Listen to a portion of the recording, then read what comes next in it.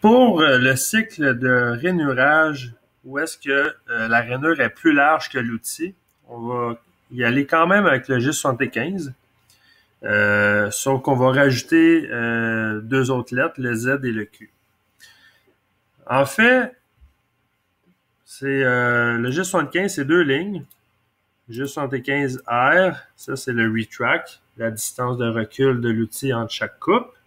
Par exemple, 30 millièmes. La deuxième ligne, on a le X. Je vais vous montrer la pièce qu'on a besoin de faire.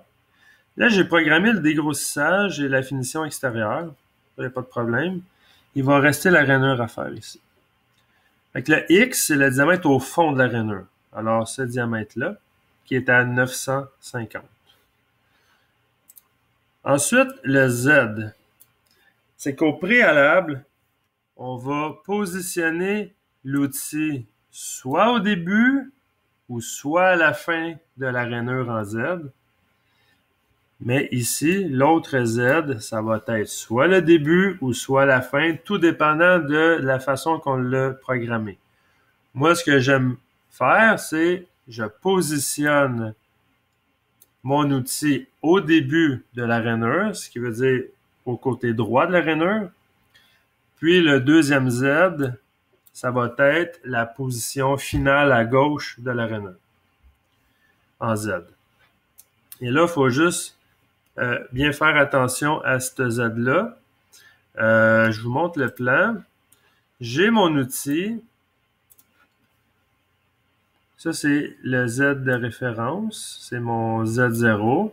Mon outil est placé de cette façon-là dans ma machine. Et le point de référence de l'outil, c'est ici. Alors, moi, il faut que j'aille placer mon outil comme ça. Là, je vais le faire plus petit, là. Pour que ça rentre à l'intérieur de la rainure. La référence est là. Alors, le calcul que je dois faire pour placer mon outil en premier, alors quand je viens placer mon outil, c'est ici. Le premier Z va être ce point-là.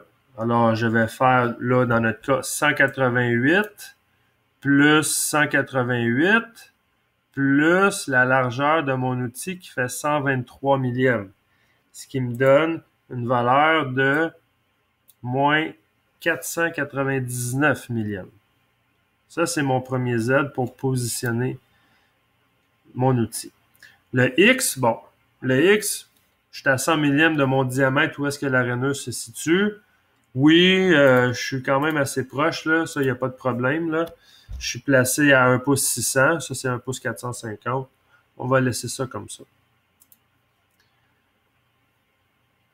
Le deuxième Z, ça doit être la position finale. Alors, première position du début, deuxième position de la fin. Mon outil doit être placé de cette façon-là, comme ça ici. Et le point de référence est toujours à la même place.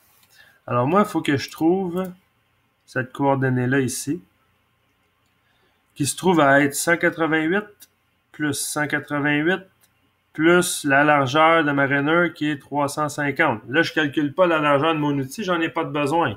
Je pars de ce point-là jusqu'à ce point-là. C'est quoi ma valeur? C'est 188 plus 188 plus 350. Ce qui me donne une valeur de 726 millièmes en négatif. Ensuite, le P, ça c'est la profondeur de coupe. C'est sans le point décimal. Alors, si je veux faire des passes de 100 millièmes de profondeur, je vais écrire 0.100. On va jusqu'à 4 chiffres. 0.1000. On enlève le point décimal, ça donne 1000. Alors, P 1000. Le Q, c'est justement le déplacement en Z de l'outil. L'outil fait 123 millièmes de large. Alors, je peux faire des déplacements en Z de 100 millièmes, par exemple. Alors, même chose, pas de point décimal. Pour 100 millièmes, on va écrire Q1000. Et le F, c'est l'avance de l'outil.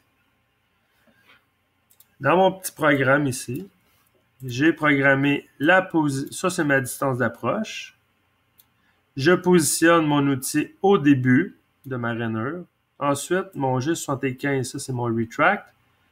Ça, c'est mon diamètre au fond de la rainure. La position à la fin de ma rainure en Z. Je fais des profondeurs de 100 millièmes en X. Je me tasse de 100 millièmes en Z à chaque fois et avec une avance de 5 millièmes. On va aller simuler ça. Bon, là, j'ai mon dégrossage et ma finition. Je vais arrêter là. Parfait. Là, en étape, j'appelle l'outil numéro 5 dans notre cas.